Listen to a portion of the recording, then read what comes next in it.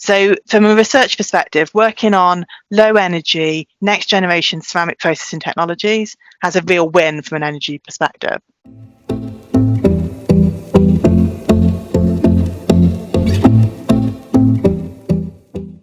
So my research focuses on ceramic processing. So ceramic materials are incredibly useful materials that get overlooked quite a lot because people think they're very brittle and they break really easily.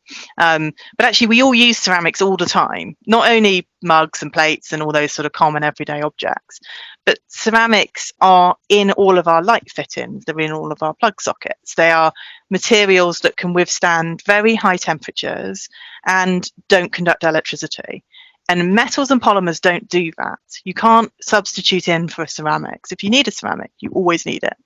So that's why I was sort of interested in ceramics historically. But the challenge with a ceramic material is absolutely how do you process it? Traditional ceramic processing, you have to take up the material, you make the material from a powder. So you make, say, a pellet or a little shape that you're gonna then fire. You put it into a furnace. You take that furnace way above 1,000 degrees. So we're heating something like aluminium oxide, we're probably going up to 1,600 degrees for a day, not a day at temperature, but up and down, and the furnace takes time to go up and down. And then we end up with our nice dense ceramic. It's been densified by solid state diffusion, so it needs a lot of energy to do that, to move the pieces around. And then we have something really robust that we can use. But that's a huge energy consumption in that process. We're going up to high temperatures, we're doing it for a long time. We're heating a lot of space around the material, not just the material itself. And so in the last sort of 10 to 20 years, a lot of processes have emerged, and people are looking at how do we bring these temperatures down? How do we reduce the energy that's needed in ceramic processing?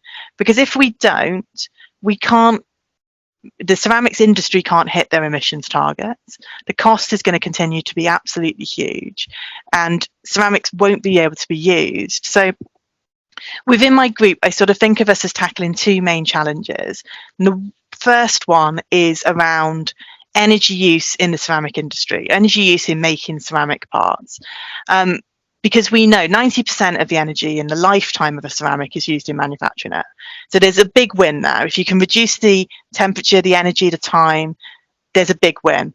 And we also know from research that was done that while we can do things like pay ceramic manufacturers to change their gas kilns that are often sort of 40 years old, very long-standing technology that keeps working for a very long time, we can pay them to change those to electricity, and then they can run on renewables, and that's great, but it doesn't actually solve the problem. It doesn't bring the energy use down enough.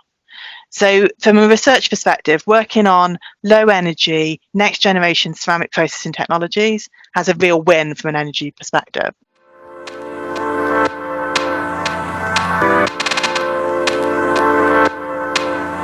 Thank you for listening. To know more about us, do visit our website, thesciencetalk.com, and do consider giving us a review or a rating or follow, depending on wherever you're consuming this content. Thank you very much.